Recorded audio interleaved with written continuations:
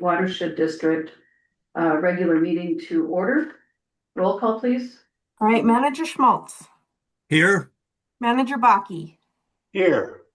Manager Taves, Here. Manager Schottmuller, Here. President Anderson. Here. Okay, we have everyone here.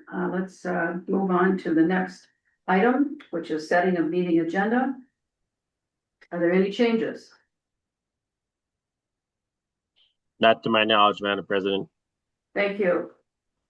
And motion is in order? Will someone make the motion to accept the agenda?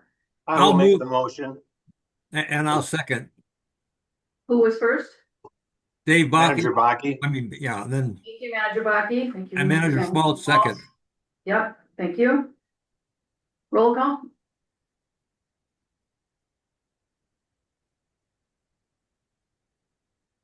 Hello, Tori? Sorry, I'm talking and I was muted. Manager Schmaltz, Aye. Manager Baki, Aye.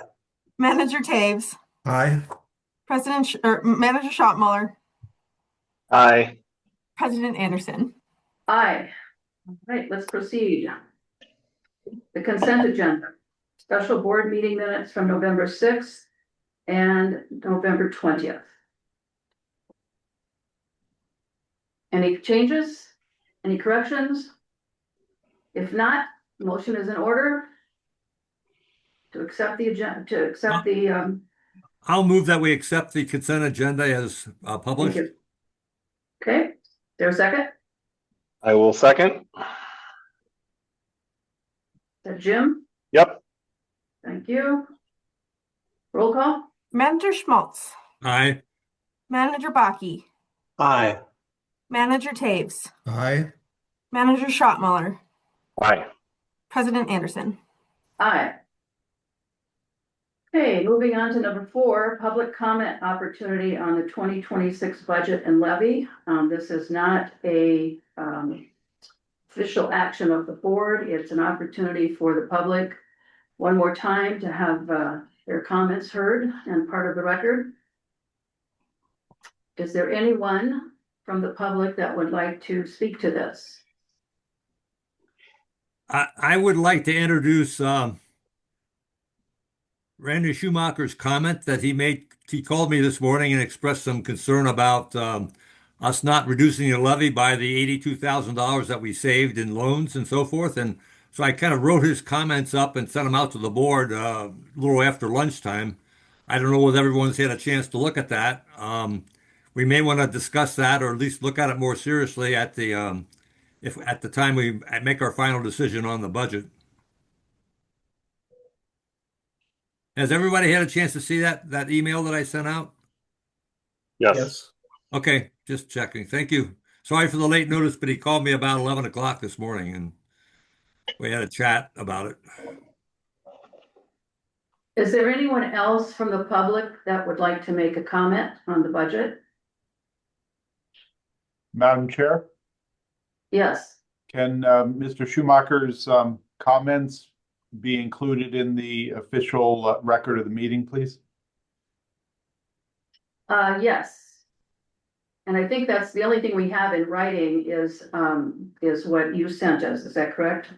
Yes, And I tried to summarize the conversation, and I thought he was going to be at the meeting, but I think with the situation as it turned out, probably convinced him that is he online by chance? I don't know. I haven't looked.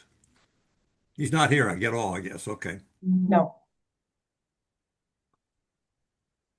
I told him that I would make sure that his comments got positioned before the board, though. So yeah, they're We've part of done the that. record. I think maybe to wrap this up, we can make comments to his comment if we like. And if there's no motion on the floor to change the budget, then it will stand as has been passed already. So that's my understanding. So if I'm wrong, Chuck or Mike, please correct me, but that's my understanding. Do you want to give an okay on that or comment on it? Well, Let's start Madam with you, Chair, Chuck. Yes, Managers, the agenda item is simply an opportunity for the public to speak to the budget or levy. Mhm. There's no need for any board action, but if any manager wishes to add an agenda item to consider adjusting the budget or lowering the levy, then that would be moved to add to the agenda and then taken up at that time with a potential motion. President Anderson, I have a comment. Yes, go ahead, Manager Swan. Yeah, I think that we have old business item 8B, which is the 2026 budget and levy. So if there's a need to make any comments, or if the manager wants to make any comments or any reply to Mr. Schumacher's comments, that might be the place to do it. Okay, I have no problem with that. Hmm. Is that okay with the rest of the board? We'll hold the comments to that line item. Yes. Okay, thank you. Let's move on Excuse me, then. Madam Chair, Yes, this is Chuck again. I'm sorry to interrupt. It's been noted, I hadn't observed, Manager Schmaltz, are you not on camera?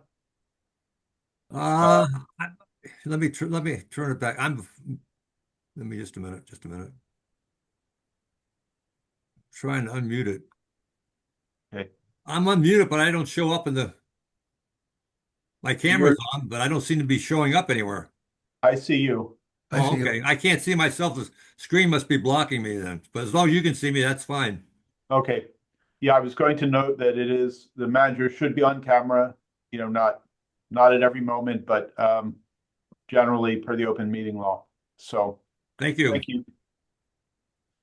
Madam President, Manager Schmaltz, maybe in the upper right corner of your screen, there should be something that says view.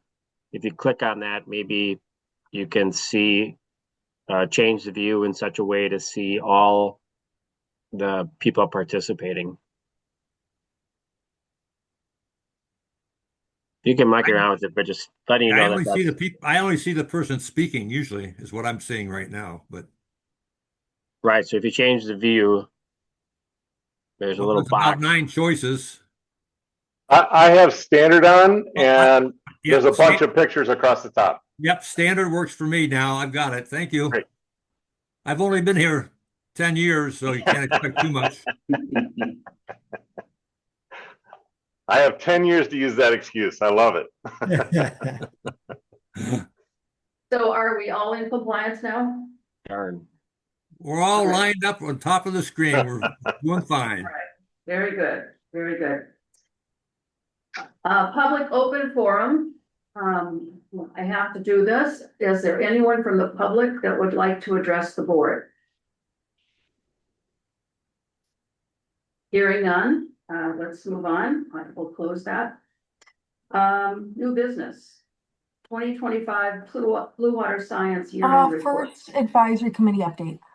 Oh, excuse me, number 6, advisory committee updates. And President Managers Aiden Reed is here this evening. Thank you. Go ahead, Aiden, when you're ready. Good evening, Madam President, Managers. Attached are the meeting notes of the Citizen Advisory Committee's December meeting from Tuesday. We had a good discussion. We briefly mentioned the budget. Randy Schumacher, one of our members, has provided those comments, as Manager Schmaltz stated.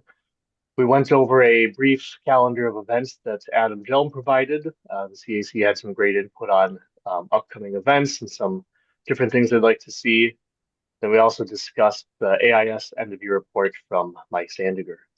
And Randy Schumacher was elected chair for our January meeting, and we have not solicited managers to attend our 2026 meetings yet. I'll be sending out some requests shortly, but if you are able to make the January meeting, please contact me directly. We'd love to have you there. The CAC gets a lot of value from having the managers present.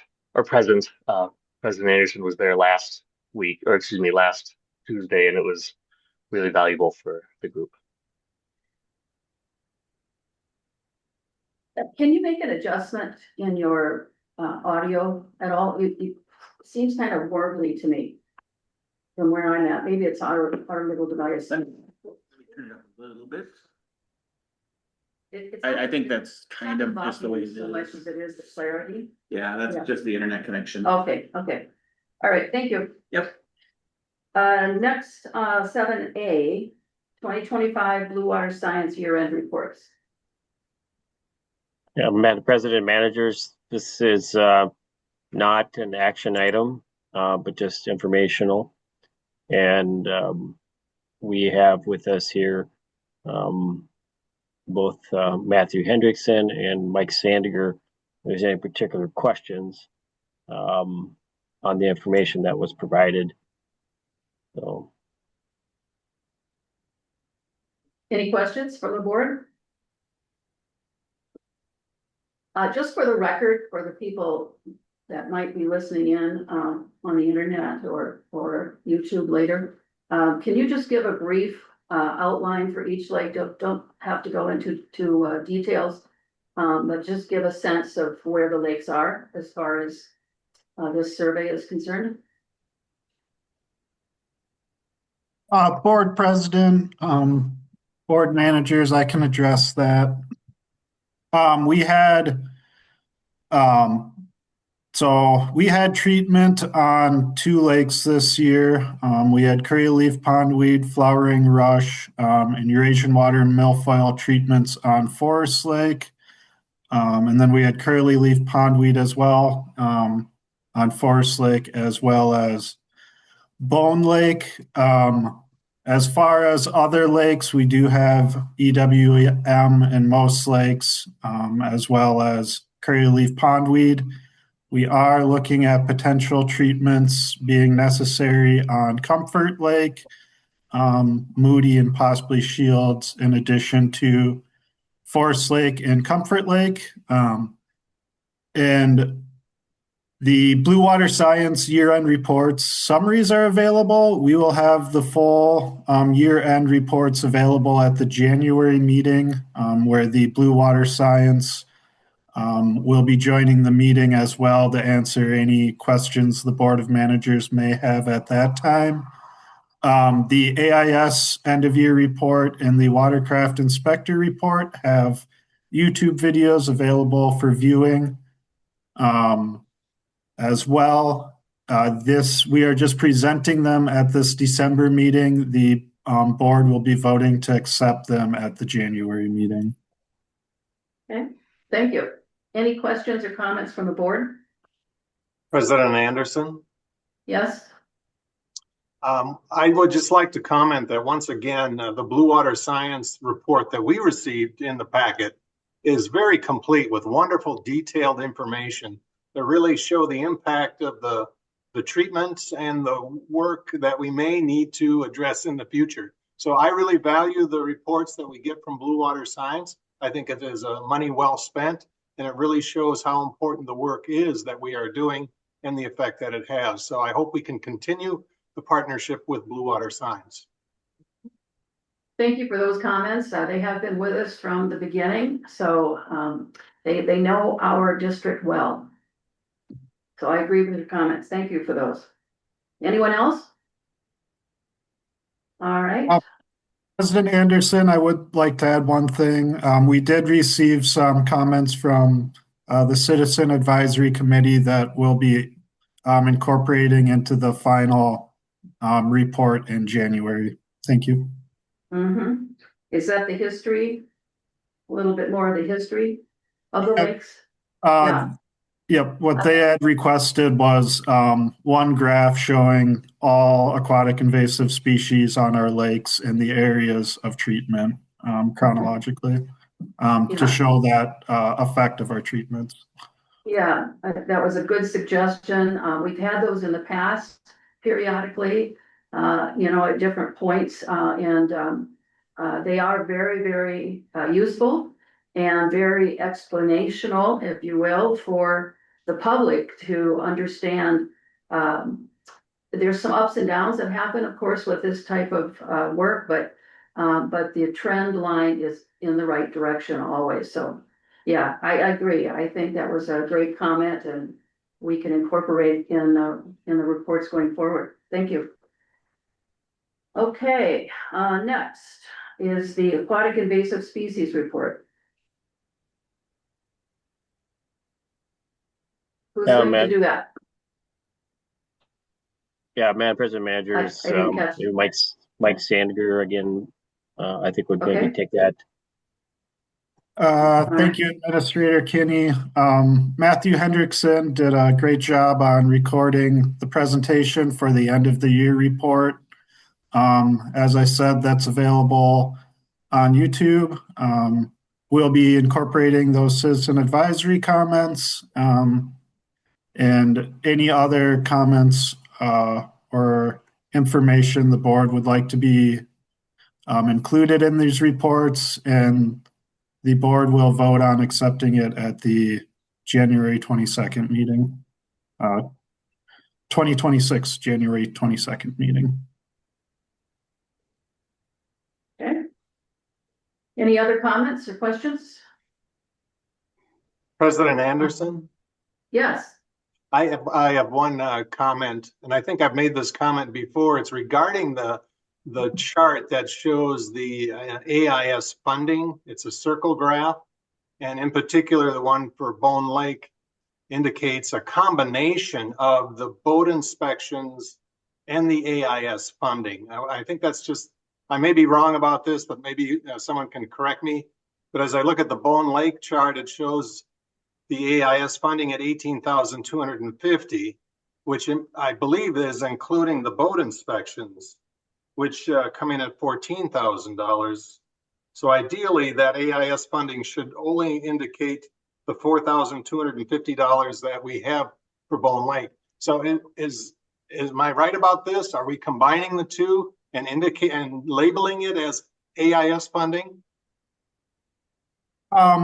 If I understood your question correctly, Manager Baki, the watercraft inspector hours are included in the Bone Lake funding. We can remove those watercraft inspector hours to just reflect AIS, aquatic invasive species management. Or am I mistaken?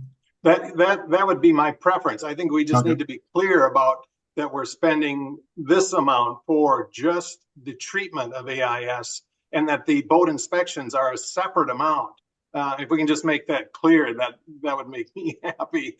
Yep. I know if it is the decision of the staff that you want to combine those two, I think we just need to relabel the circle chart so it's clear. We will make that circle chart clear. Thank you for the suggestion.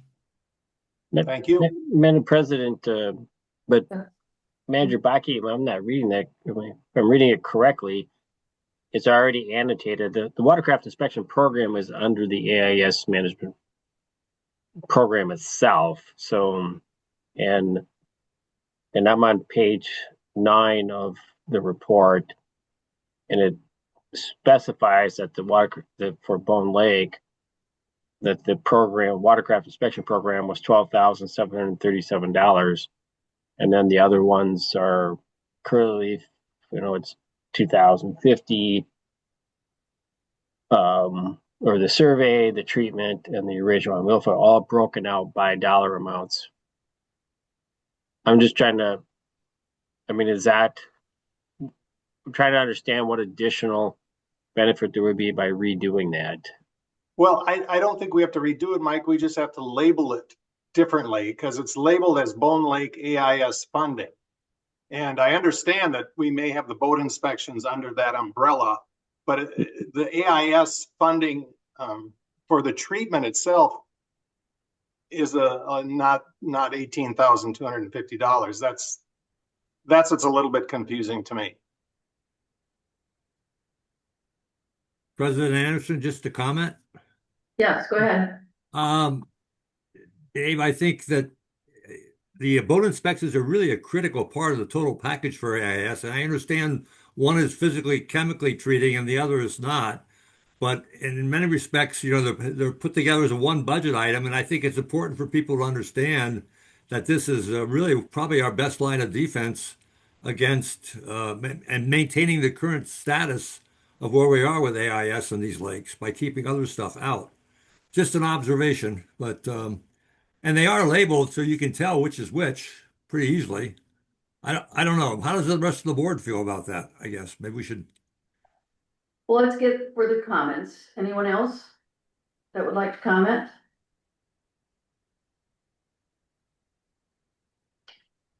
Well, my comment is that if it makes it easier for you to understand it or explain it to someone else, I think there's some real easy fixes that can be made.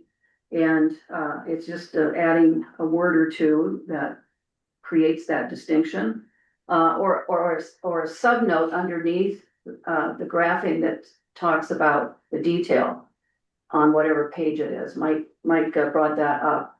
I think it is important to have people start to understand that you can't have a good AIS program without having those two things together, which is the treatment, but also the practice of educating people and monitoring their boats when they come in and out, and other things, you know, their gear as well, when they come in and out of lakes. So I don't have a problem with it being together, but I think we can solve Manager Baki's issue with just a tagline underneath it, or a footnote that says details on all of these areas are to be found on whatever page they're on.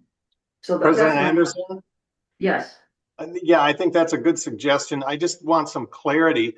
As I said on the Bone Lake Association board, funding for the boat inspections is a topic of discussion that the Bone Lake Association does contribute to.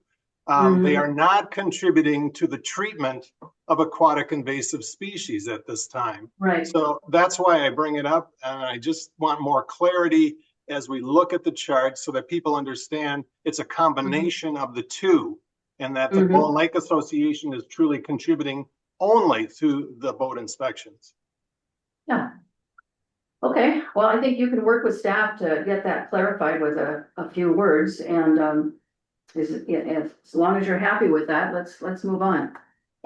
I'm typically happy this time of year anyway. It's almost Christmas. So what? Dave, that was a good Sorry, point. Mike.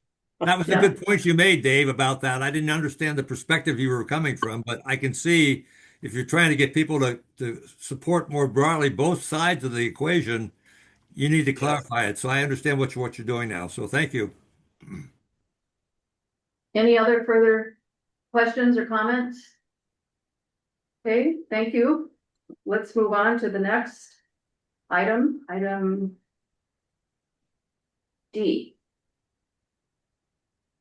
Madam President, board managers, the 2025 watercraft inspection year-end report, the procedure will be same as the 2025 AIS report. Tori and Matthew have worked on the presentation, and it is also posted onto YouTube. The board will be voting to accept the watercraft inspector report at the January meeting. If there's any comments or questions, staff can incorporate changes before then into the report. Okay. Any comments or questions from the board? All right, let's move on to D, 2025 year-end accounting and reimbursement requests. Is that you, Brad, or Tori? I think Emily was going to speak to this. Oh, Emily? Okay, Emily? I can, Madam Chair, managers. So this agenda item is kind of twofold this year. Normally this time of year, we would just have a reminder that we're getting close to the end of the fiscal year, which is the same as the end of the calendar year. And just a reminder for manager reimbursement requests, just in accordance with the governance manual. And then in addition to that, President Anderson had asked that we look into the estimated year-end expenditures a little more closely and identify some line items where we might recommend balancing the budget before year-end and before we get to our financial audit. So we reviewed that and came up with a short list of items for consideration in the board's review. And if the board would like, you can, amend the budget for those items. And we tried to roll them all into just one motion there for you. But yeah, this is the opportunity to just look at the estimated year-end expenditures, but knowing that we're not quite at year-end. Do you have anything for us to look at this time, or what are you saying? There's a table in the board packet. And the slide that Tori is showing here on the screen share is just a summary of that and the recommended motion. And just the amounts that each of those line items is currently over budget. And so the one line item, a big line item that is under budget this year is total staff wages and benefits. And there's a handful of items that are over budget. So if the board wanted to balance the budget in those areas, you could consider making this motion in front of you. Yeah, I don't know how I missed that, but this is what I've been talking to Brad about, is doing a more official reconciliation ourselves. It's been mentioned in the last several audits that we've received that we've typically had our auditors doing this work, and it is expensive. But with Brad here now, we can move to a more acceptable way of doing this, not just at the end of the year, but doing it at least, I'd like to see it monthly, but quarterly at the very least. And this way, we can adjust our budget as we go along. Typically, by the end of the first quarter, April for sure, if there's been any changes in our projects or budget that are significant, you typically know by then, and you can make those alterations so that our budget is matching what we're doing as close to real time as possible. That eases the burden at year end, and you've all heard me talk about especially the general fund is making sure that we've got adequate coverage in there, because it doesn't look good on the audit when your general fund is below zero. So that's what all of this is about. It's very typical accounting process. And so I'm going to move to amend the 2025 budget for total staff wages and benefits to $1,036,000 and to transfer the following amounts as listed from total staff wages and benefits to the following accounts. This is taking, I think, that breakdown that we've typically done and moved it into the column for an aggregated total of benefits and wages, correct? Yes. Yes, Yes. the total staff wages and benefits is, it's the summation of all of those individual line items. Right. Okay. I've made the motion. I Is will there a second. second? Thank you, Manager Taves. Appreciate it. Any other comments? Okay. Yes, Tori, roll call. Manager Anderson, I do have a comment. I agree with what's being done here for sure, but I just want to caution that we don't try to do this like, one quarter into the year. We should, there's value to knowing if we're under or over a budget. That's how we learn from our mistakes. If we've made mistakes by being over, et cetera, or situations changed, it's good to see the deviation and then understand why the deviation occurred. We all learn from that. So I think we should just continue the way we are now by doing it, starting in December, et cetera, and not try to keep it perfectly clean as we go through the year. You understand my comment by what I'm trying to get? I do understand your comment, but there is a recording that takes into account what it was and what it's being changed to. So you do get a report that shows where those changes were made and why. Right. So that happens in real time though, whether you're doing it quarterly or monthly, you get that data that you need to understand the changes that are being made and why they're being made. So I think you're going to see that happening with this process. Maybe you're not used to it, but you've got that trail is what you're looking for. And I think you're thinking maybe if it has anything to do with the next year's budget. Some of these line items, of course, you can use that judgment with, but when you get into others, you can't. They're unique per that year. So it's a good thing that we're doing this. On the other hand, I just want to make sure we don't turn this into an accounting nightmare in terms of the amount of time it takes, because as you go through the year, you don't spend the money equally each month. So you may show a really high, maybe 90% of budget, or even over budget, and then later in the year it could correct itself. So Mhm. two concepts. I think we just want to make sure we just don't overdo it in terms of the time we spend on this. I think by the end of the year, it's a good thing to do, but I'm not sure we should be doing it month to month. But let's see how it turns out. Okay. I don't think it's gonna be as bad as you presume. And again, we're using standard county practices for this. So I think it's gonna work out just fine. But let's try it, and if we're not happy with it, we can always change it.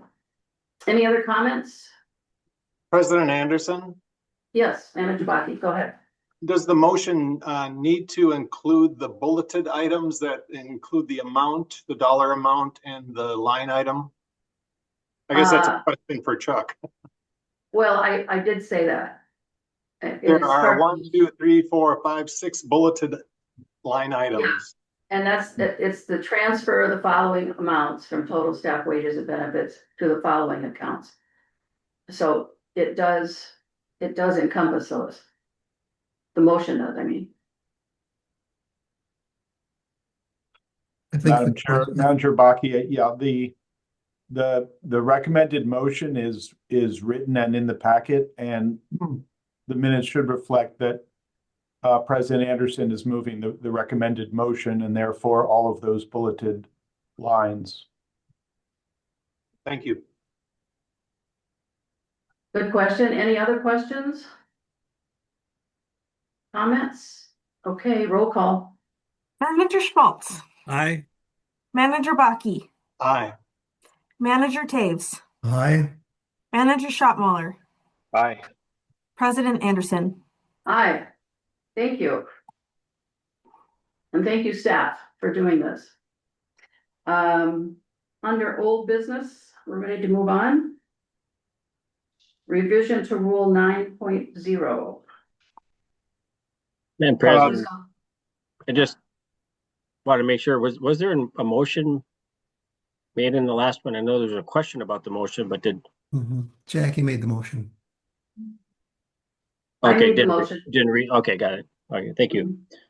All right, so for revision to Rule 9, we have both Mike Sandiger here and Dr. Wilkinson from the EOR. Mike could provide a quick summary if he would like. Otherwise, there's the two recommended motions in the memo. Yeah. Again, just for the people that might not be on YouTube and looking at the memo, can you just summarize it? Yes, Madam President. Comfort Lake Forest Lake currently operates under a fee and deposit program for our permitting fees, where we take in a lump sum and then return any unused portion of that. This revision would switch to a flat rate, non-refundable program. We had our comment period open, and we received comments from the City of Forest Lake and Washington County, which we have incorporated into the rule revision. We also received comments received emails from the Met Council and Minnesota Department of Health saying that those organizations have no comments. There are two recommended actions listed. The first would be to adopt the new revised Rule 9.0. The second motion would be to adopt the proposed fee that goes along with the rule revision. District Engineer Dr. Wilkinson worked on a cost analysis to make sure that the proposed fee schedule reflects actual cost to the permittee. And we are open for any questions that the board may have.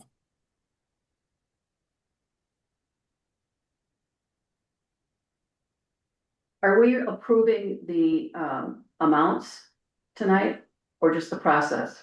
The motion 1 would be the process. The motion 2 would be the amounts. Okay, can I ask on the question I had at the last meeting on this, when this topic was up, it was just why do we have such a big chasm between on that last item for overages? Dr. Wilkinson and I talked about that amount, and that is the break-even amount. So if we had 10 random permits that were all below that amount, they would balance each other out right around that fee amount that we proposed. That gulf that you're describing is really only meant to handle any extreme outliers, but I'll turn it over to Dr. Wilkinson if she wanted to provide any more context. Sure. Madam President, this analysis is really put forth so that we're not over collecting, which is not allowed. So we did use the entire inventory of all of the permits that you all have documented and to create this fee schedule. And then we also proposed this rule that also is along the same lines as Rice Creek, to have a clawback clause in case of an extreme overage, and also to provide some deterrence of porting the cost of engineering or legal from the applicant to the watershed district, so that they're not kind of causing a undue amount of our legal and engineering fees. We did remove a permit of that extent, and you would have received all of that money back. So in the current analysis, you are breaking even, or there's a surplus of about $850 using these rules over the whole 10-year time period that all of the permitting period.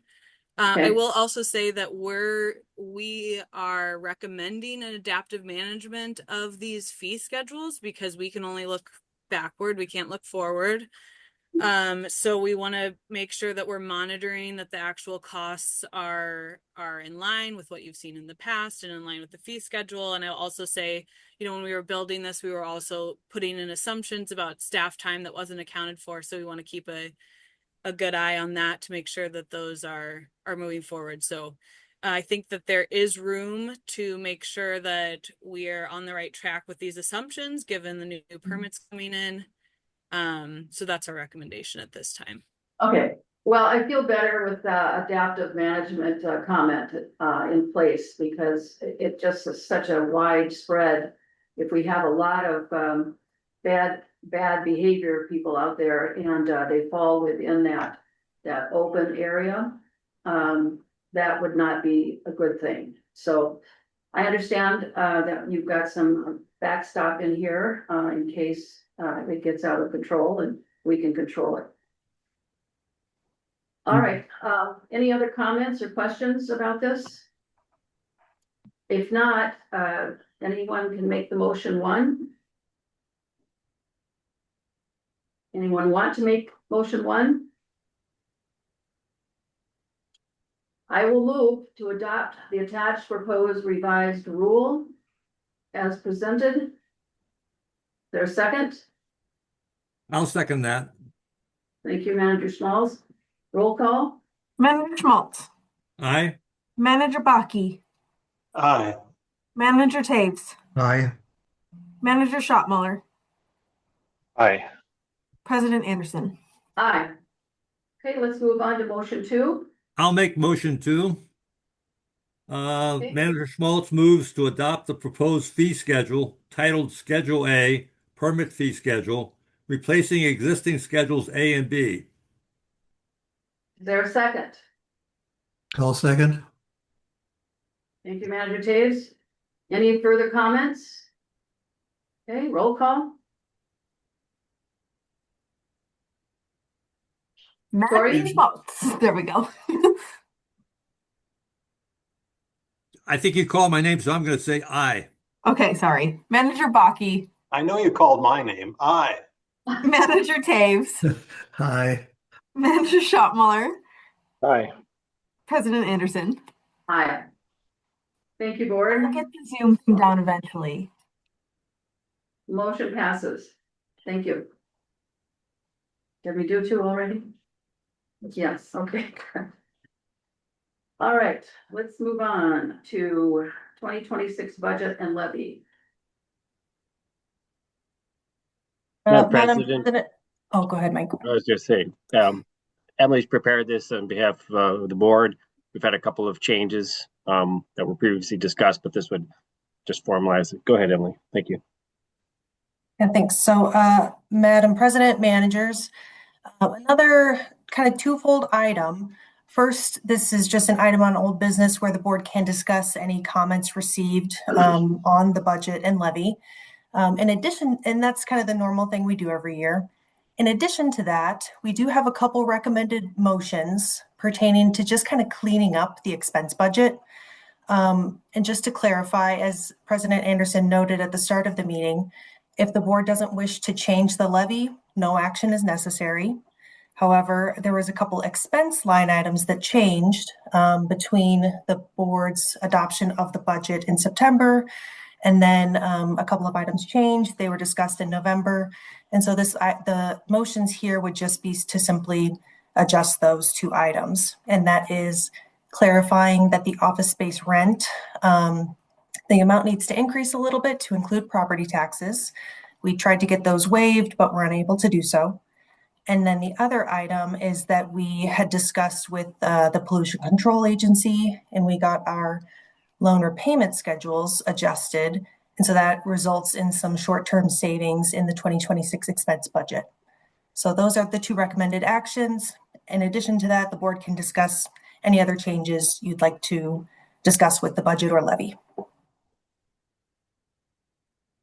Okay, can you give the detail on those to and from numbers, the line, the code numbers? Yes, so in the motion, so we've split this one up into 2 recommended motions. Again, just pertaining to the expense budget for 2026. One would be to transfer from into the office space rent, and just recommending it come from the fund balance, just because we'll have some savings because of the reduction in the loan repayment. And so that would go to the fund balance. And so a portion of that would go to the office space rent.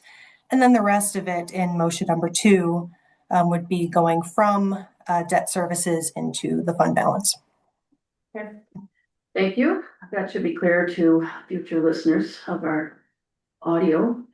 Would anyone like to make motion 1?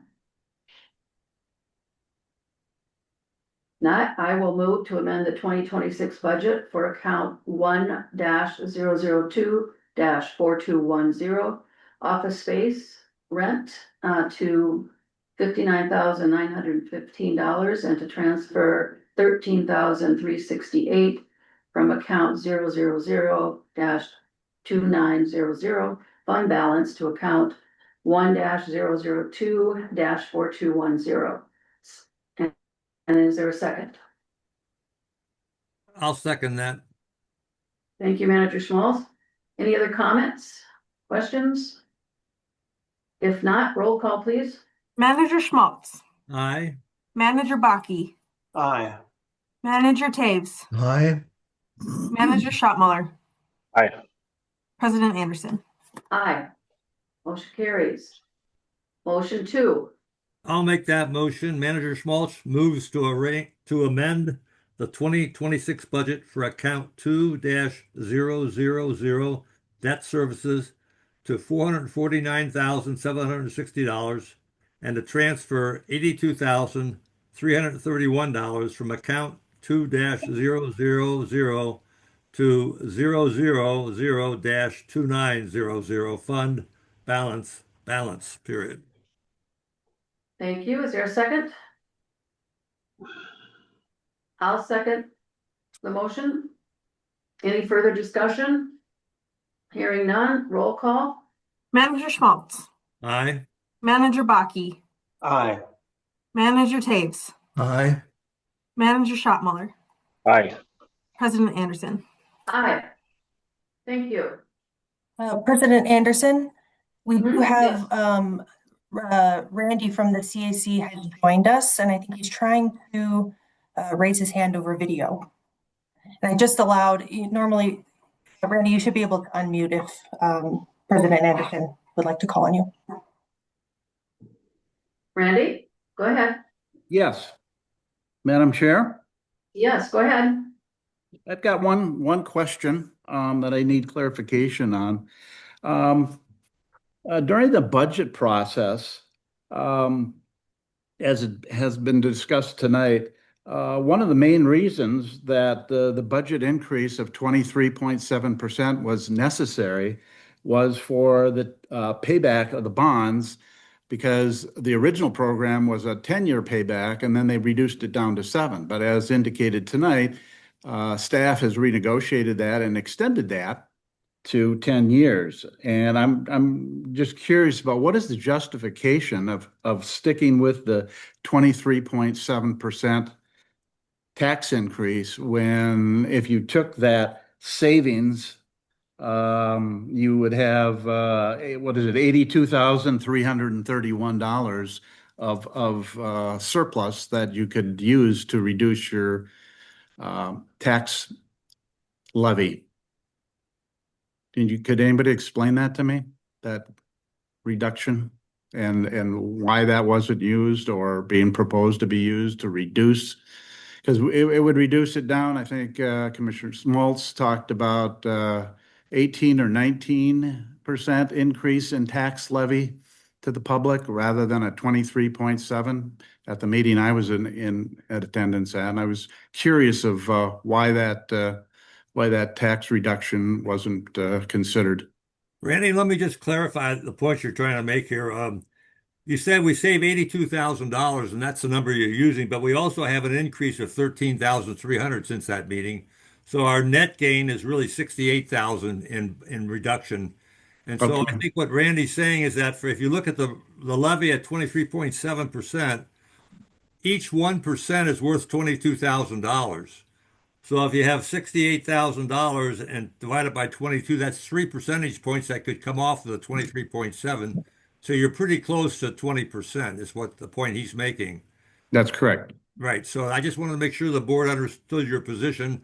And we had a discussion on this at November 9th about whether that money should be kept in the budget or whether it should be reduced to levy. And I believe the board voted 4-1 to be more conservative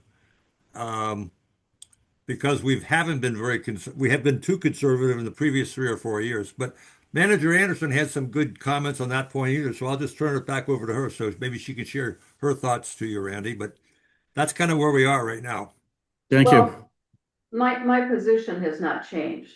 We have a deficit of considerable amount that we need to pay back, and our budgets for the last number of years have been pretty bare bone. And so this 82,000 does not make a big difference in the amount paid through the levy by property owners. And it certainly makes a big difference in having that kind of a reserve fund. We have zero reserve fund right now. And I feel that is a smart move on the part of the district. And any of that that's left over, if it doesn't get used for projects or whatever comes up, that we don't know about right now, then that can be used to put toward the debt reduction. That's my position. It always has been my position. So I think, Randy, what we're saying is a majority of the board felt that this is a risk analysis situation.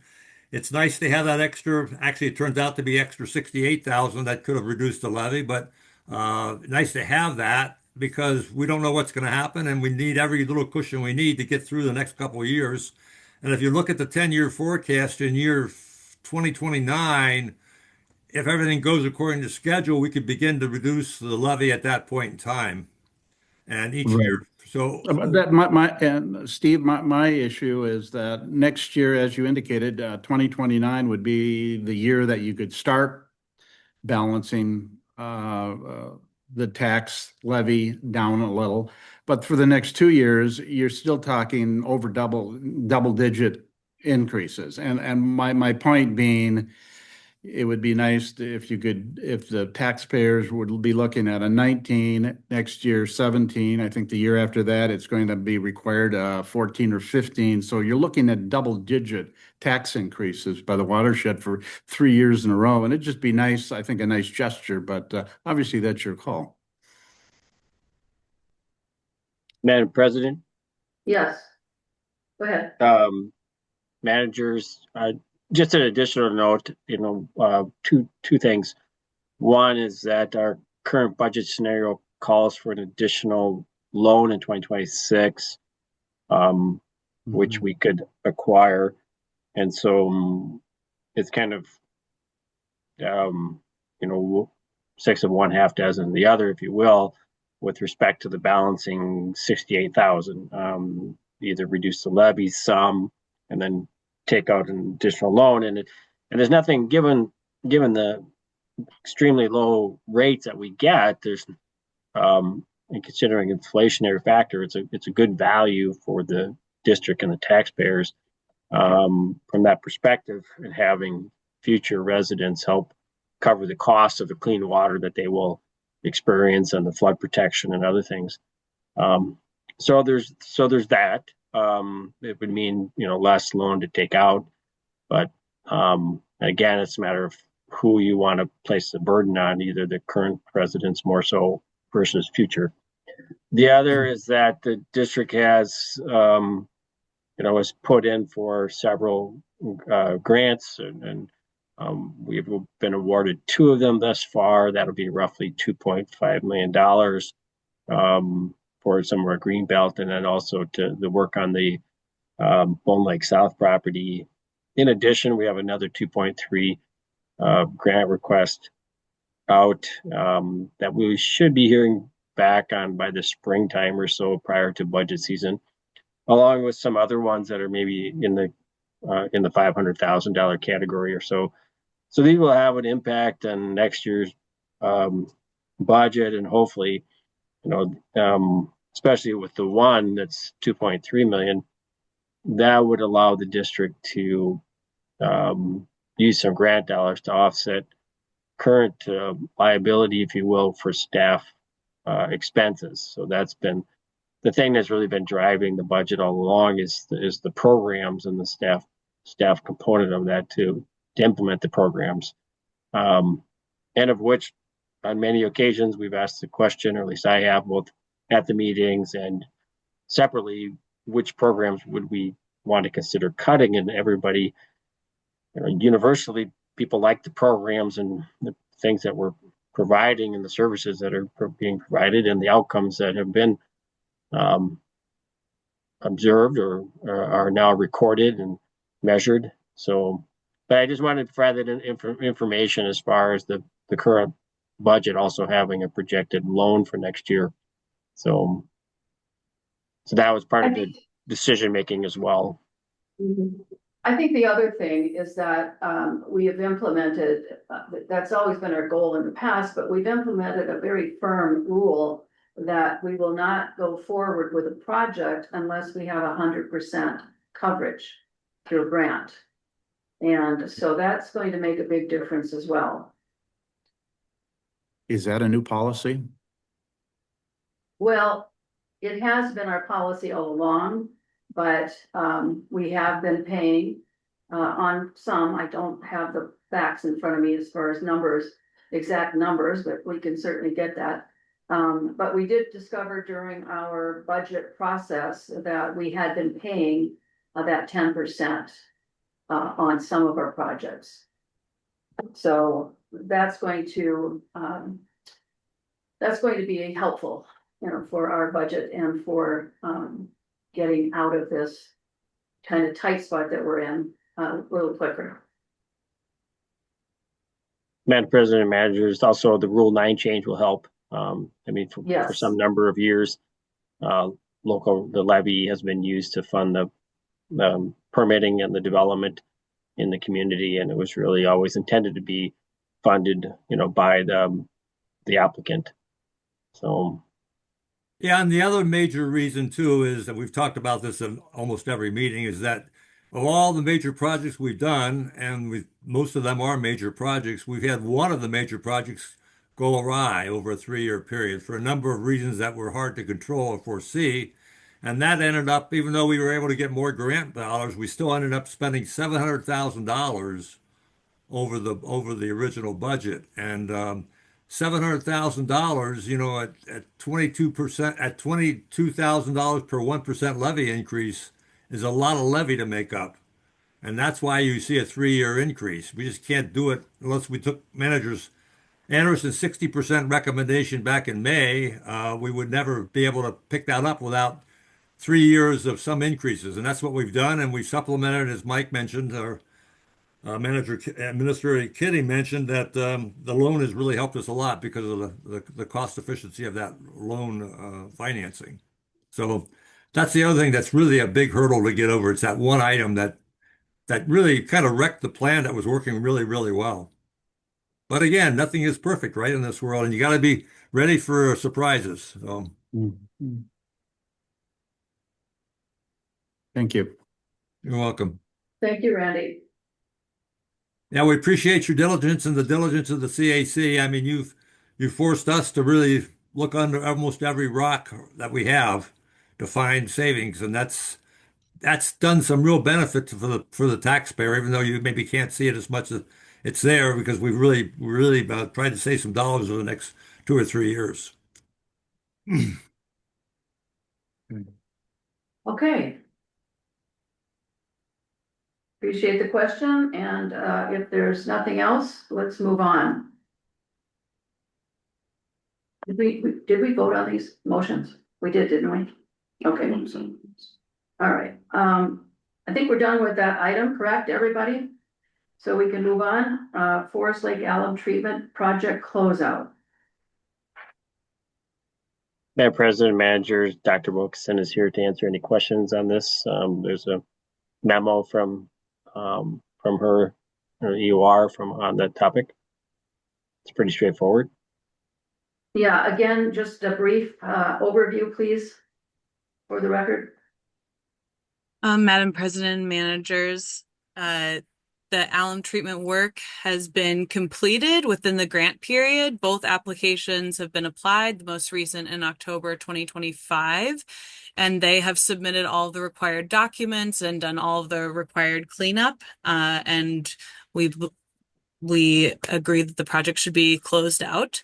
The project overall, through adaptive management that we took from collecting sediment cores last year, showed really good promise for the half treatment. And so we went to get ahead and reevaluated the dose based on those sediment cores, and then applied that second dose. And then our recommendation is that we keep measuring hypolimnetic phosphorus in Forest Lake Middle so that we can make sure that the dose is acting as we expect. And not the other lakes, just that one?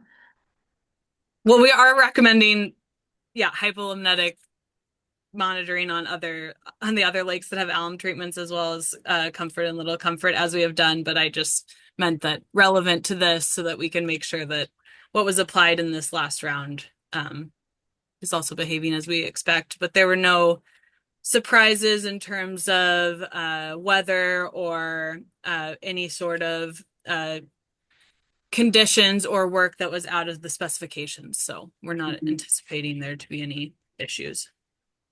Okay.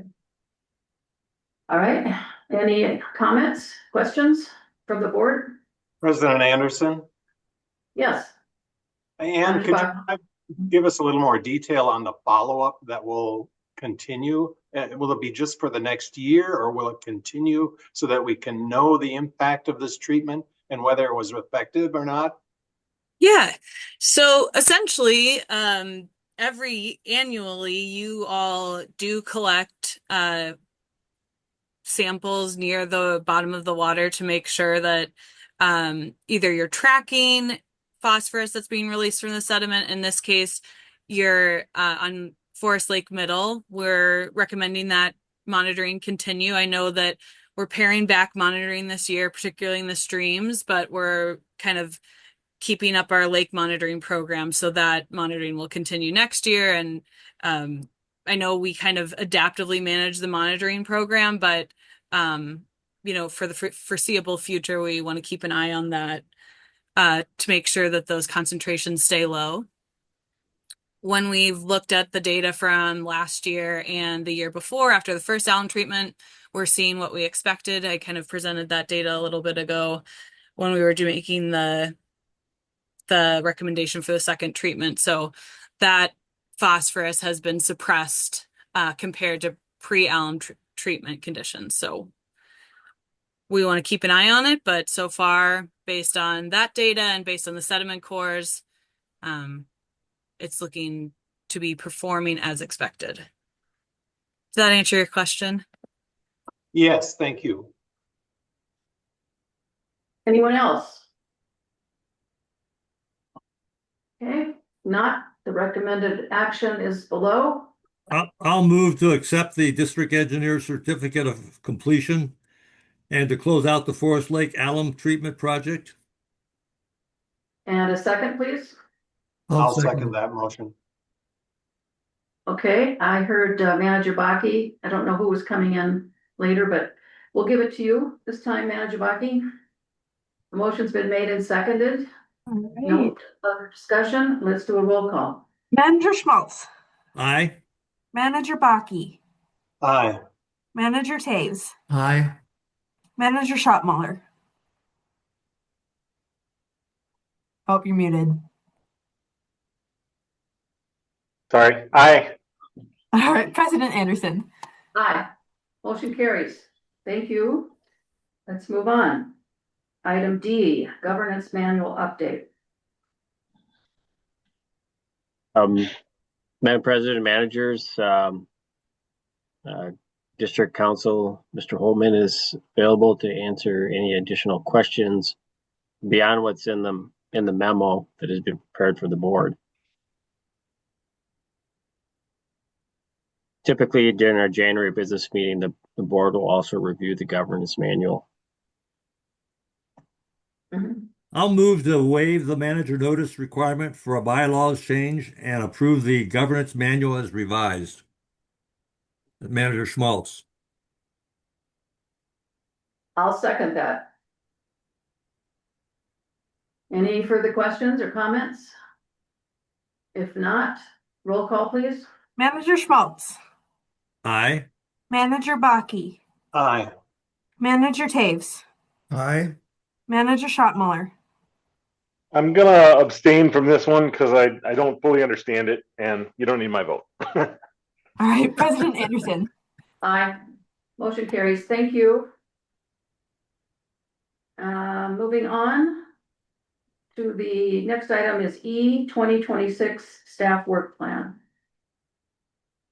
And President, managers, this was provided at the last regular meeting in November, and the board had some questions and some input. So, but it's back for discussion and consideration for approval. I just have one comment. I made this at the last meeting as well. Comfort Lake is ready to do phase 2 of the carp removal project that each of our other major lakes had in their sub-watershed period. And I asked about that at the last meeting. I understand there hasn't been a change made to this work plan, but I would request that we add that phase 2 carp removal for Big Comfort Lake. The point is that we did phase 1 2 years ago, or 2004. Actually, it was last year, but it will be in 2026, 2 years now. And that is the more expensive one. The first one was the count. The next one is actually monitoring the carp and finding out their habits, and especially where they go to reproduce. And that takes some work in the wetlands that are close by the water body. So I would like to see that added. The quote we got at the early part of this year was around 65,000. I'm recommending that we use our engineering group. They've had some very successful projects on carp near us, at watersheds near us. And that there is grant money obviously available for all of this. So I would like to see us pursue that grant and then add this phase 2 carp work to the 2026 budget.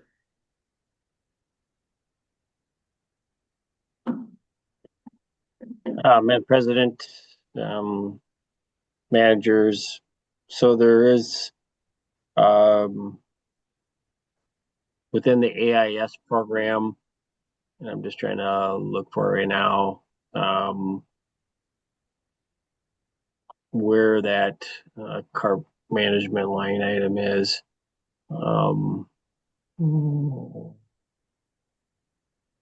But there's time allocated for that.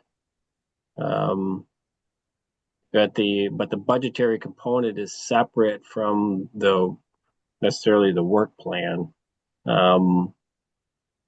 Again, the work plan is intended to reflect the amount of money that the board has put into the budget for staff to work on it, not necessarily for contract work or things like that would go into the budget itself. So, if that makes sense. Well, I think what you're saying is that early work is done by staff. Is that what you're saying? Well, there's time allocated within the work plan and from the budget for staff to work on carp management.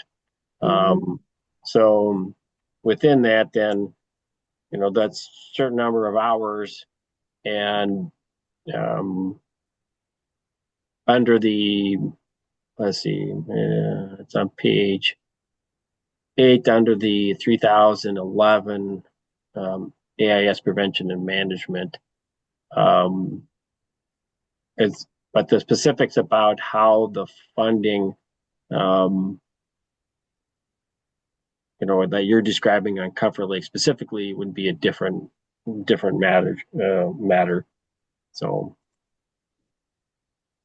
Well, how do you get it on the work plan for next year? And how much time should there be between step 1 and this step 2? Well, so I've been in discussion with staff and some others outside the organization about this, because so the way, from experience, having worked with Dr. Sorensen, who now he's retired and no longer lives in Minnesota. But the carp movement is such that, we would be needing to work and control the carp coming in from, basically Carlos, Avery, down into Anoka County and elsewhere, all the way up to Forest Lake. So it's a pretty big undertaking, and I presume that was the basis for why the contract that was proposed is so large. But we're really talking about managing resources outside of the district, and that's where it gets complicated. And there's a need for, but I have not looked into the grant dollars that you've talked about though, myself. But You have or you haven't? I have not in detail, no. Okay. So, but there is time allocated to work on carp management within the district, and presently, the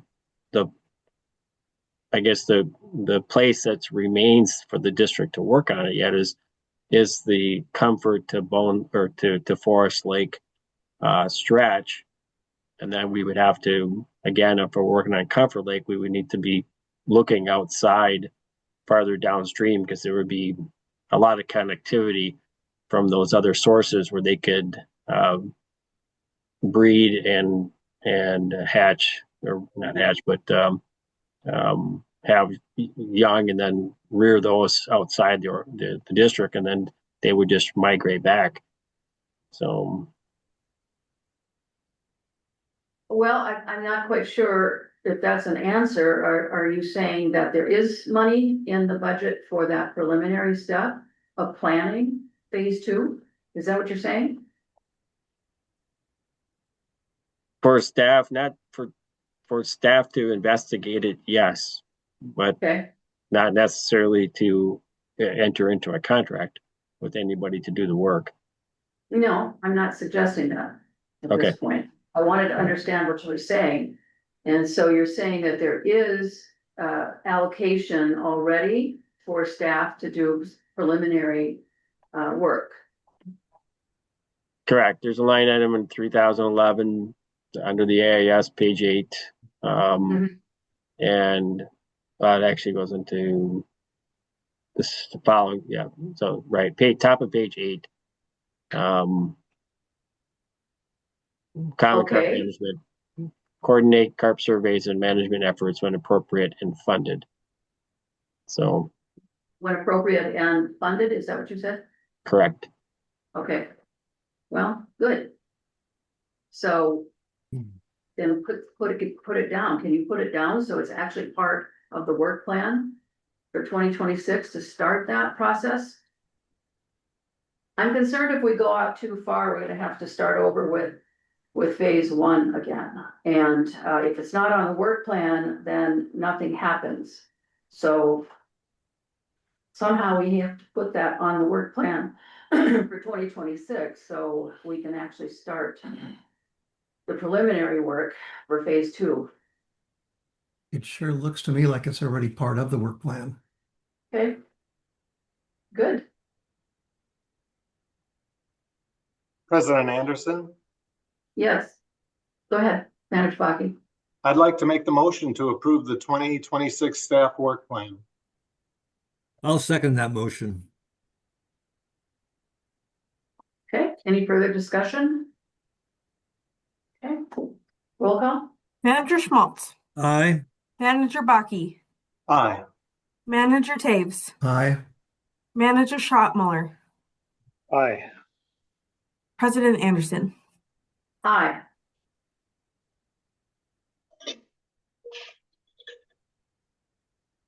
Next item is the 5-year program and project plan.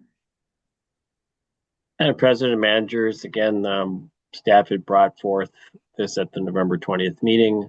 There's a link to that, as well as the 2025 strategic plan that was adopted earlier in the year. And this is to reflect and support that, give a vision of what the staff anticipates to be some of the work activities moving into the future. So. Yeah, I think this is a good approach. It really outlines in some detail, as the cover letter says, what we're going to be trying to get done. So it's going to be very helpful to monitor as we progress throughout the year. So I think it's a big improvement in our planning efforts. The only question I have is that, we spent some money on strategic plan in terms of a vision, mission, and value statement. I would like to see us use that one-page document that we worked on and completed and make it more visible in some of the projects we can. Like on this one, it fits perfectly into this kind of a plan. So maybe we should show, and it's actually covered up in front. The first couple of paragraphs are what we worked on that executive summary. It might be nice to have it here so that the public and we can look at it on a regular basis because we haven't really looked at it since we did it, completed that one page. It's kind of disappeared. So I would like to see us use that wherever we can, talking about planning as an introduction, because it covers all of our planning and projects, and that's way we can get the public to look at this more frequently also and become more aware of who we are and what we stand for. So that's the only suggestion I would like to make as it pertains to this and other planning activities that we move forward with next year.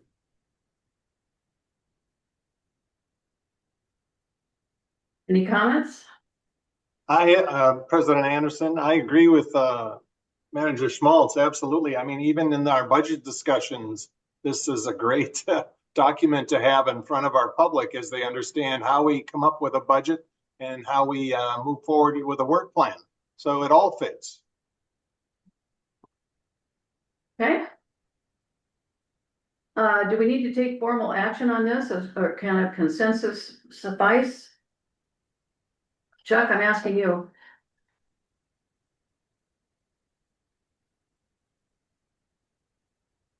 Is there a motion for this? I don't think there is there? I was just asking Chuck if we need one. Okay.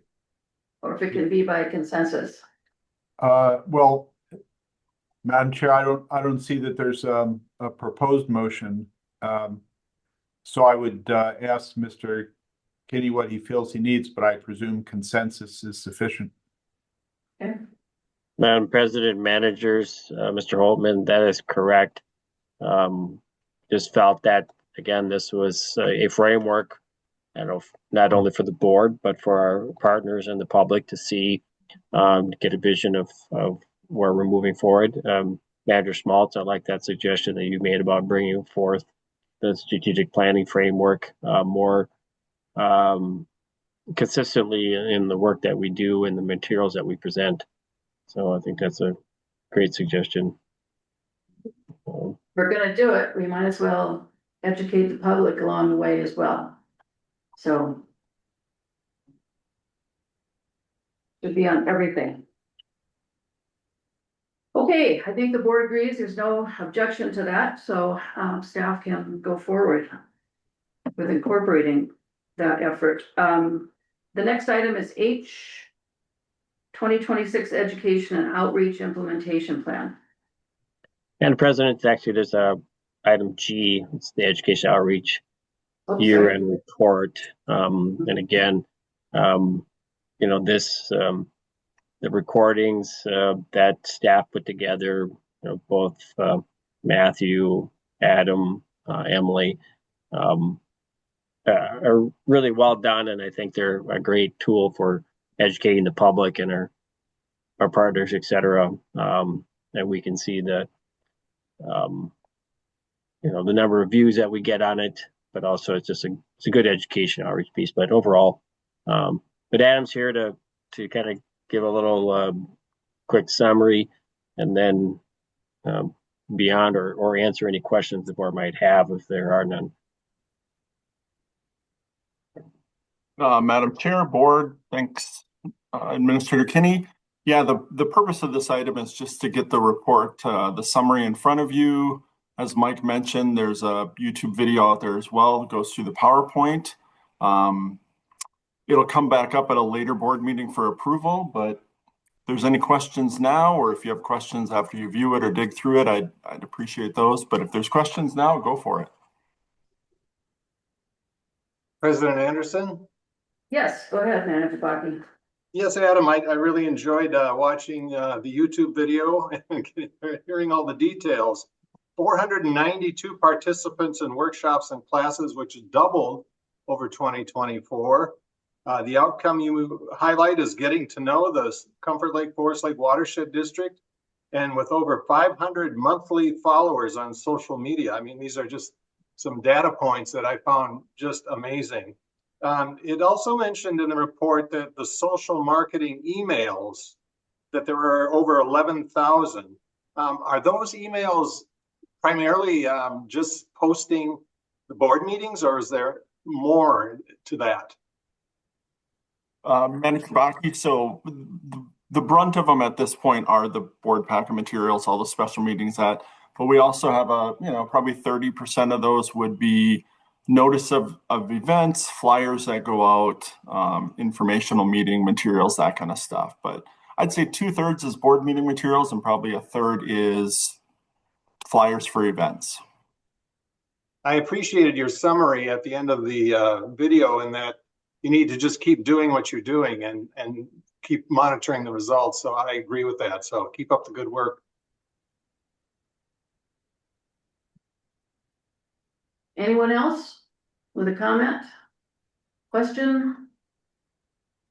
I think we all agree that you're doing a great job, and we're seeing that improvement each year, and certainly some intriguing topics that people have come to listen to and learn from. And it's our main vehicle for reaching out to the public right now. So just a good job. Yeah, Thank you. I have one more comment. I think at least I'm not really up to date on social media and social marketing. So I know you have different platforms in social media that you can work off of.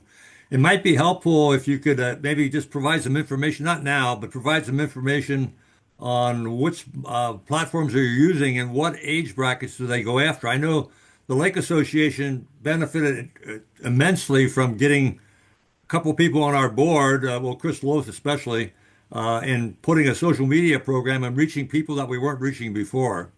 So, and I know there's young social media platforms, middle age, older, so forth. If you could maybe give us a background on what segments you're capturing and what age segments those are, it would help educate the board, especially me anyway, on this whole program. So it looks like it's going great. I just want to understand a little bit better how it all fits together and where we're focusing. So thank you. Yeah, Manager Smalls. Yeah, we can dig into that more, and I can look at some of the analytics before the next meeting or presentation and kind of see where our age brackets are. We can get some analytic data out of there, what ages are actually viewing the materials currently. Yeah, it's all about reaching market segments, right? And age segments are an important part for us, and all the way from kids all the way up to the seniors that are out there. Many seniors that are out there. So, didn't you do this for us once before, though? I thought maybe we had this last year, where you gave us the data. It was brand new, so it was kind of weak numbers, not certainly what we have now. So that might be just a good one for you to do at least annually with us. Yep, Madam Chair, can do. Yeah, last year was kind of new for a lot of this, and then we can compare analytics from last year or 2 years ago to last year. Yep, we can do that. Fantastic. Thank you. Great job. Yep, good job. Thank you. Yep. Next item is yours too, 2026 Education and Outreach Implementation Plan.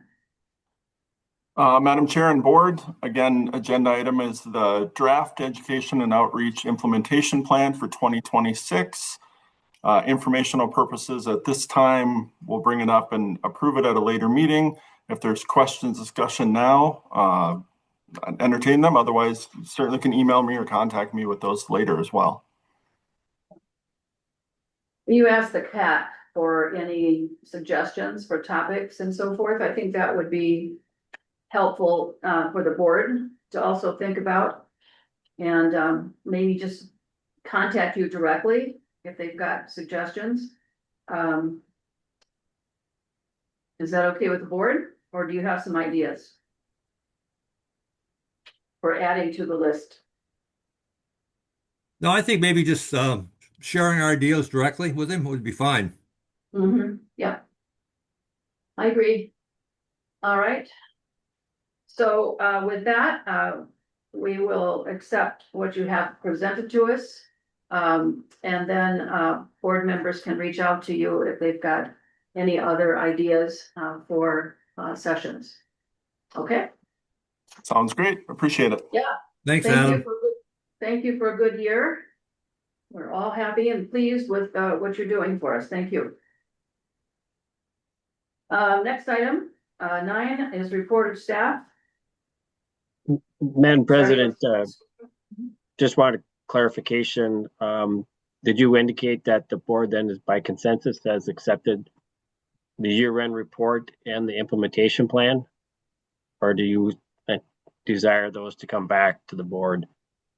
No, I think what I said was right, is that you want a formal vote, we can do that. But I think what I said was we accept the presentation that he gave us tonight for the 2026 platform, and if we had any further ideas, to get those to Adam. Okay. Well, on the year-end report, we indicated that there would come back for final approval at a future board meeting, but I just want to just get clarification if that's necessary or not, or if the board accepts what was presented. I'm comfortable. I was comfortable with what was presented. So we've been getting a lot of results and certainly a lot of volume out there. So. Well, he's open to getting some ideas from the board. So if you have any, just send them to Adam and we can talk about them later if you'd like and accept them formally or leave it to Adam's discretion. Yeah, if we have any new ideas that come in, I think maybe Adam could just mention those as an addition to what was originally presented. Exactly. Okay, so is it clear now for everybody? Okay, thank you. Thank you. Madam President, managers, just a couple of pieces on the my report here. One is again kind of dovetailing on that. Both the Community Education Partnership Program was honored as a finalist of the 2025 Minnesota Watershed Conference here, as terms of Program of the Year, as well as the County Road 50 Iron Hand Sand Filter Project. So, I would though, just in general, I think it would be nice for some effort to try to realign and get support. I feel that we've continued to be disconnected from the MREP activities, and roughly Adam will track a little bit better metric wise next year, but roughly half the attendees are not from the watershed district. But they're our goal is to serve the public in general, and many times people are can have influences in and around the district, or maybe they come in and enjoy and recreate within the district. So there's no harm in that. But it might be worth our time to engage Commissioner Miron or at least some of the county staff on this topic, because there's seems to be a kind of an ongoing element of being somewhat ostracized by that MREP group, and which is unfortunate because we're just, again, it's not a competition, it's an effort to be a partnership for the benefit of the community at large. So something I'll probably talk to maybe some of the managers about from an engagement standpoint. So Mike, can I ask a follow-up question on that, on your point? I think it's a point well made. Are you saying that I know that we're still getting regular coverage in the local newspaper from her writings, which is still good, I think, and very helpful. Even though it does put more focus on NREP than it does us, but it's still good for the public to understand. Do you think other things they used to do, like running seminars here and all that, is that all dropped off compared to from the reports we used to get from her the year before and the year before that? Have you had let staff look at that to say, hey, this has dropped off 98% or something like that? Or we've picked up the ball ourselves? Yeah, I think Adam can speak to that, but just I've inquired, but also just in the map, they make a point of highlighting the fact that we're not a member of MREP anymore. So we're not being, I feel that we're not being as engaged as much as we used to be. Even though that I think we could easily argue that the district is contributing far more than we used to in terms of the overall effort of education by investing in having Adam on staff and the work that's being done. So it's from that perspective, I feel that, you know, we should be a full member of MREP and not be excluded from that perspective. So even things like Watershed Partners, since we're not a member of MREP, we don't have access to things in the Watershed Partners activities or attendance at meetings and things like that. So there's just some pieces like that that are, I don't know, it's kind of almost grade schoolish if you don't mind me saying, you know, given what our objectives are. Yeah, I agree with you, and I think that given the effort that Fran Miron, Commissioner Miron, put in on this, you know, in terms of us keeping us in there, I think he'd be quite surprised at all the work that Adam and his team has been doing. So by showing that, and then also talking about some of the things that we're not participating in, the way we're being treated could be easily corrected by him, I think. So I think it's worth the effort to go ahead with that whole thought. But I'll let Adam maybe add in. Maybe I'm misreading some of the information that I'm seeing or not seeing also.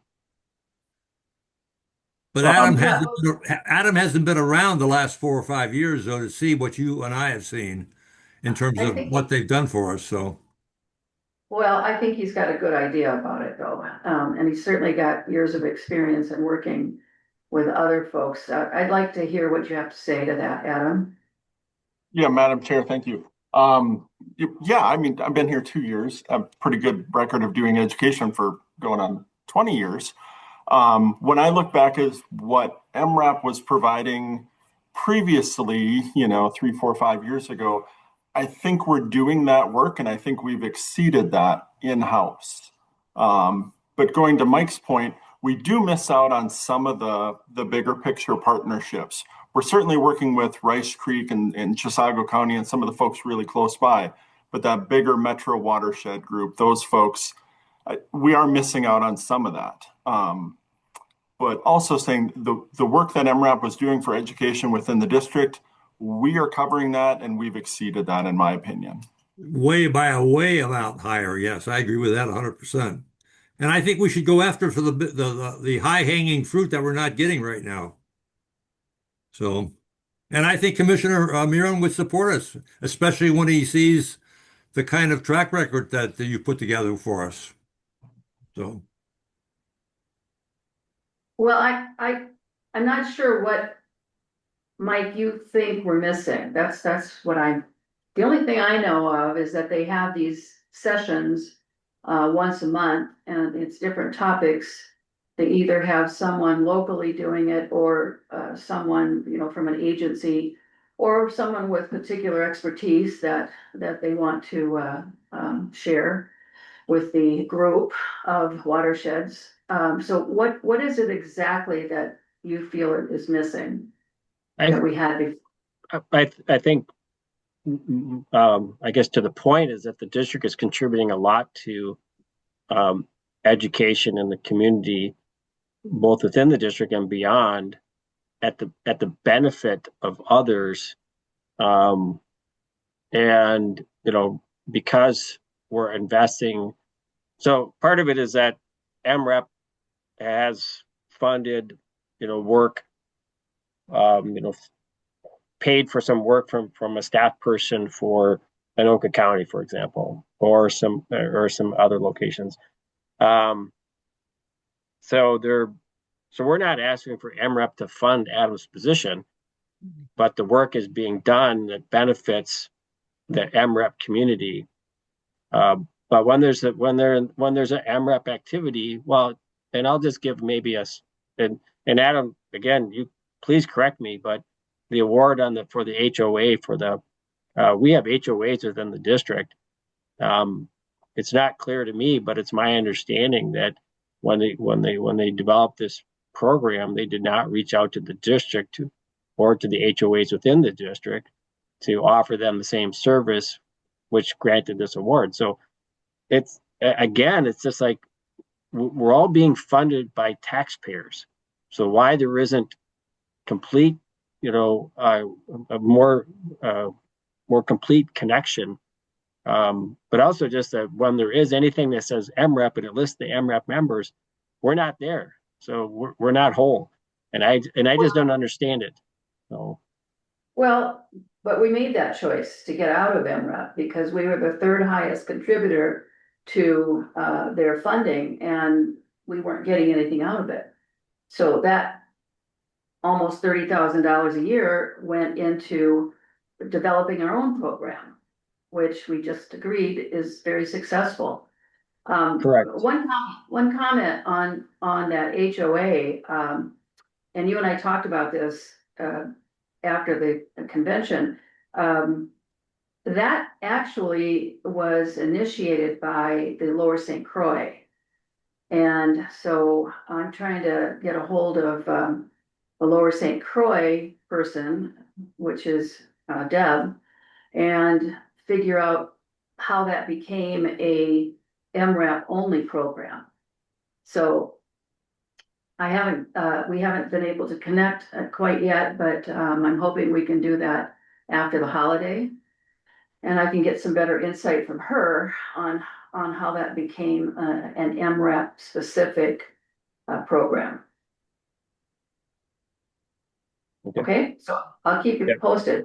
I don't have any desire to contribute to an organization at that level. They only have one way that they want to do their dues, and that would put us back into contributing $30-some thousand to an organization that we don't get $30,000 worth of value. So. Well, right. Well, my point is that I feel that we are contributing through the investment of Adam, and we're to the broader piece of it, and that there should be no the financial contribution has already been made through that effort, and it's just a matter of acknowledging that work. But again, so it's nuanced, but I think it's just from a partnership. We hear about partnerships all the time, but when we want to have a little bit different structure or idea of it. But okay, I think enough on that. So overall, I think things are, we're ending the year pretty well here. With our current staff and such, and we've got a few good things. So we're going to wrap up a few different grants projects here at the end of the month. Emily and others are working on those, and we're looking to hopefully get some additional ones prepped into the board next year. The competitive funds will be available again next year. They were not available in 2025. And what was that for? I'm sorry. The Clean Water Competitive Funds. Okay. So. But they are going to be available? Correct. 2026, okay. Okay, are you done, Mike? Any questions for Mike? President Anderson? Yes, go ahead. Mike, in your report, you mentioned that the district may receive additional funding for the Bone Lake South Phase 2 and Greenbelt Phase 1 projects. Can you elaborate a bit on that, please? Madam President, Manager Bakke, managers. So yes, so there was some recalculation of revenue coming into the state of Minnesota, and then so there were some through the of course the sales tax is what funds the legacy program, land legacy program as a whole. So those additional revenues then have been distributed, if you will, through the various programs. Lessard Sam's was one of those. So that council then just makes, as they have in the past, if there's such additional monies, then on just a percentage distribution has added more, and I think it was like 18%. So we're talking about 180, I think, for this Bone Lake South, and 190,000 for the green belt. So pretty substantial. So we're still in the running, is basically what you're saying? yes, but these are additional to the grants that we were already communicated to us. So the Bone Lake South was, I can't remember, 1.25 or something like that, and now there's another 180,000 on top of that. So, but yes, everything is, the council is approved. They've voted and approved. It's moving into, there'll be one more meeting in January, then it'll be going to the legislature for approval in the springtime. So that is not part of our 2026 budget right now, correct? Correct. Okay. And how much was that again? The total? The originals, Emily can provide the exact numbers, but the original for the Bone Lake South was like 1.25, and then we have an additional 180,000. Greenbelt was like 1.3 million or so, and that has another 190,000. Nice. Oh, wow, that's really good. Fingers crossed, everybody. Let's hope that comes through. Yeah, and of course, big, well, just that the closing did occur. We've for the full board to just provide some clarity. We haven't met since then, but the closing on that property has been executed, and so we'll bring a memo on some matters regarding the management thereof. We're looking to temporarily post some signage that asking the members of the public to stay out until there's some things that are addressed. There's an old barn that we don't want people crawling around in, and some things like that. But that'll come in January. Good. Could you also do a synopsis of what the agreement actually stipulates as far as uses? That came up at the CAC meeting that I was at on Tuesday, and someone asked about hunting. Is it available for hunting? And we had quite a discussion about that. But I don't know if it's sense I got.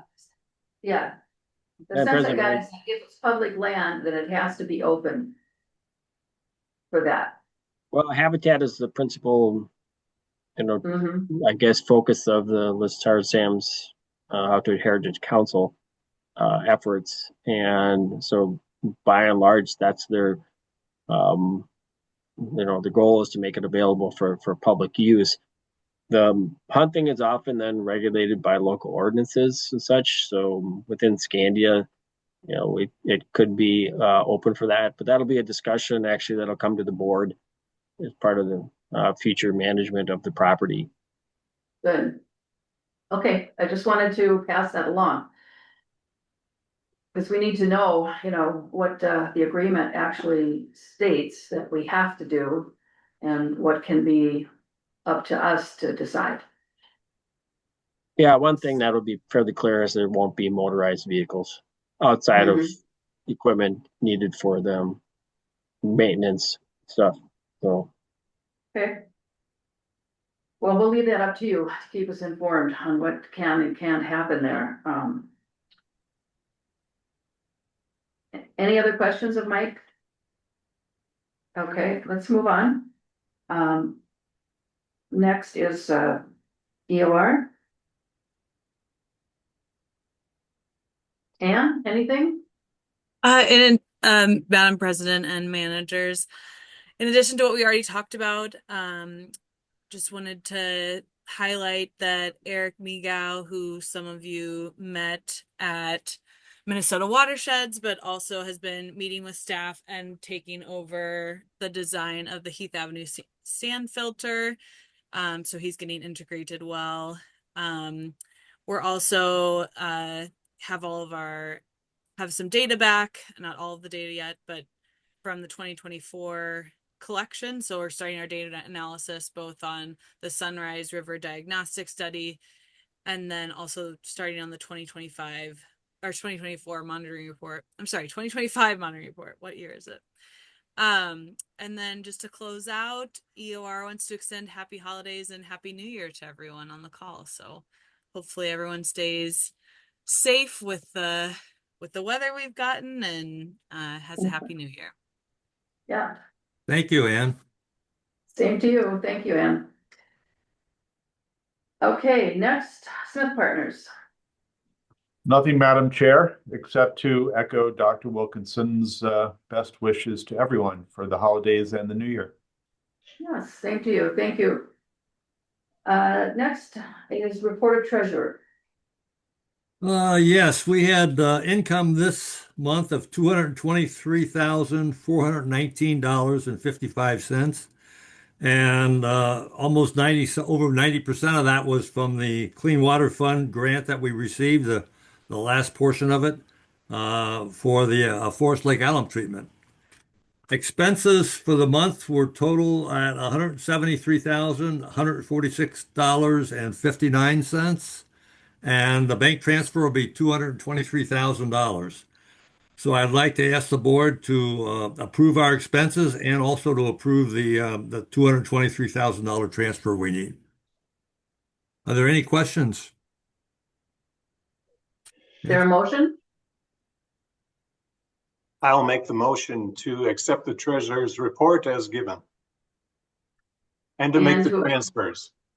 Thank you. All right. Is there a second? I'll second that. Thank you, Manager Taves. Any further questions? Okay, a roll call, please. Manager Schmaltz. Aye. Manager Baki. Aye.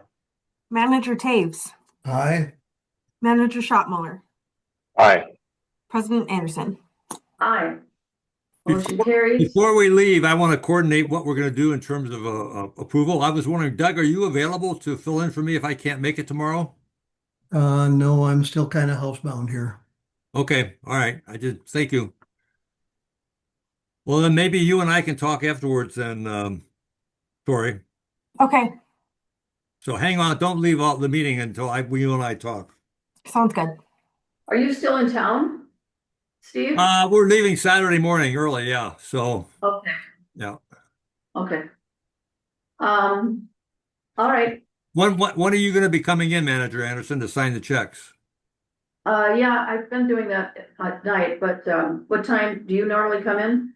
Well, I'm probably not going to get here till after lunch, and that's why I was wondering if that's going to be a problem for Tori. Is that a problem? No, it will not be a problem for me. It will not? Okay, good. Thank you. We have some appointments to take care of before we leave town, and it's got to be tomorrow morning, so we're running out of time. So yeah. Yeah, I'll be in, probably sometime after 9:30. I've got a 9 o'clock call that I have to be on. So, Jackie, I think, or President Anderson, sorry. I think Brad might have the checks ready for you tonight if you're still available to sign tonight. Otherwise, you can come in tomorrow morning. No, that's fine. I'll do it tonight. Perfect. Sounds good. Okay, thank you. And actually, Tori, why don't we just follow the email I sent to you and Brad about how I want to handle the work this time around? So, can we discuss a little bit more at the end? Sure. Okay, that's fine. Thank you. All right. Thanks, Steve. Next is managers. So I'll start with the manager, Baki. Yes, President Anderson, I'd just like the board to know that I did post on the Bone Lake Facebook page the Bone Lake South wetland closing. And I was really pleased to see that we had 21 likes and loves regarding that posting, with comments like, great news, thanks to all who made it happen. Merry Christmas to us. Mother Nature must be smiling. And I included a link to the to the Comfort Lake Forest Lake webpage announcement with the map and the boundaries. If you haven't seen that, that's a really nice posting giving the highlights of that property and that there's more information coming. So I just want the board to know that this it generated a lot of excitement, and people are looking forward to seeing what happens. Wonderful. It's good news. Thank you. Manager Taves? Nothing here to report. Thank you. What am I missing? Jim, anything from you? Well, I can report that I got to spend 3 days with our president of the board, and as well as friends from EOR and Mike and Brad, and I appreciate the other managers suggesting that I attend that conference. While it was pretty much like standing in front of a fire hydrant that's getting cleaned out in spring, I did pick up some nuggets here and there, but mostly I got a chance to meet some really great people in different areas and hear about some of the concerns they're having, and some see some case studies about things that really were amazing.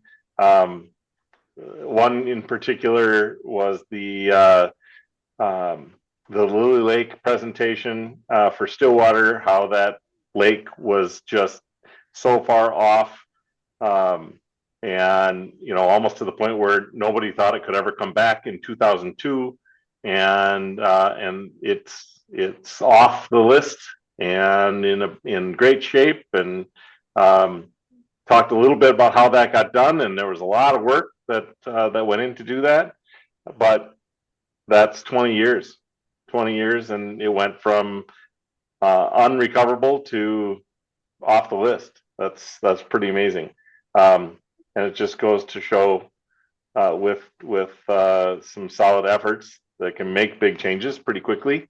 Another one was there was the chloride discussion that the President Anderson was with me in a presentation where they talked about something as simple as in parking lots where they're doing a lot of salting and then plowing and pushing. What was the description was the lifespan of a parking lot island, life cycle of a parking lot island where grass and plants are planted in these islands, and then in Minnesota where they put salt all over the parking lot and then plow all that snow on top of the plants, and with all the salt and the weight, and kills all those things. And in 10 years, it is an island with rocks and no plants and a sprinkler system that's still running. And it was really amusing, and also something to think about for future planning. Well, what was interesting was she said, if you do it opposite and put a drainage spot there, now all of a sudden all that water, instead of draining off the parking lot into groundwater or into other water areas and things, you can contain that on site, goes into this area where it's actually that water runs into a kind of a low spot rather than hit that high spot where you're trying to pile snow on. It actually, water and runoff goes there and stays there and can be treated right there. It was really, really amazing. So thank you again, everyone, for allowing me to do that. Glad you enjoyed it. She was quite dynamic. Right. It's a female architect, and her term was, we have to start building for Minnesota, building for where we live and using the sun and other things that are already there and available to position the structure. Mostly she was dealing with commercial structures, and then using those areas where you don't get all that runoff and all of that happening, as Jim was saying. And it's so simple. I mean, the concept is so simple, but no one's thought of it before. But we can get into that later. But it was one of the better presentations. So I'm glad you went, and you could be exposed to all of those things that happen in watersheds and how important the work is. So I'm glad you could make it. Next, Manager Taves. Oh, I already went. Anything from you? Oh, you already went. Nothing Okay. here. Steve, I don't think I went to you. No, Anything nothing you to want to report, share? nothing to report, but I would like to make a comment. I think that I've been around for a number of years, as you know, and Manager Anderson a lot longer than I have. And I think this is one of the toughest years we've had with this levy issue and the budgets and everything else that came around. And I really feel proud of the staff that has worked so hard to keep us on track this year. We accomplished really a lot in a tough year, and the board. We had some really tough discussions, but we stuck together, we worked together, and we got this thing resolved at the end. So I'm proud of everyone, and I hope next year will be a little easier. But if it isn't, we'll find a way to get through. So thanks everybody, and have a great holiday season. And to you as Yeah. well. Yeah, and Steve said what I was going to say, and it's been a tough year, but we made it through, and we're headed in the right direction, and I think we can all end the year proud of the work that we've done, and looking forward to another good year in 2026. So happy Christmas to everybody, and Merry New Year. Okay, anything else from anybody? We got to keep If not- Tori on. I got to talk to Tori here for a few Okay, minutes. let's just make a motion to adjourn. Somebody We make still have to that. do the summary and approval of board direction. Oh, that's right. You can't leave until I finish speaking. Sorry. Just a couple of more discrete items. Oh, okay, here. Mhm. Staff will add to the AIS year-end report note reflecting the inspector hours and cost being a part of the Bone Lake spending, with direction to the explanation in the report. And then with respect to the education and outreach report, Manager Schmaltz asked that Adam come back at some point to talk about the platforms that the district is using and the audiences for those particular platforms. Regarding the 2026 education and outreach plan, President Anderson asked that the advisory committee be invited to provide suggestions for events. And then Manager Chuck, I'm sorry? Chuck, can Yes. I correct that? Yeah, the CAC has already made their presentations or their suggestions to Adam. This one tonight was to have the board members, if they have anything they'd like to add, to give that to Adam, and it will be his discretion to include them or not, and then inform the board afterwards. Okay? Okay. And then finally, the board has asked that staff use the one-page strategic plan framework as a tool frequently in presenting the district's work. Good, thank you. Any adds or corrections from anyone? No? Okay, thank you, Chuck. Now, is there a motion to adjourn? I'll I can move make to that adjourn. motion. Okay. Everybody makes it. Everybody. And everybody seconds. Okay, roll call. Do Okay. we Don't need shut an us official off. second? Keep the meeting going. I got to talk to Tori. All right, Yeah. Manager Schmaltz. Was there a Okay. second? Yeah, so Everybody seconded, everybody firsted. I heard We'll Manager figure it Schmaltz. well, I'm sorry. All right, Manager Schmaltz, I Manager Baki, Aye. Manager Taves, Aye. Manager Schottmuller. Aye, and if you need a second, you got Schmaltz for first and mine for second if you need it. Awesome. And then President Anderson. Aye. We are adjourned. Happy holidays, everybody. Take care. Be Yeah, safe. yeah, everybody. Happy holidays. Everybody. Thanks.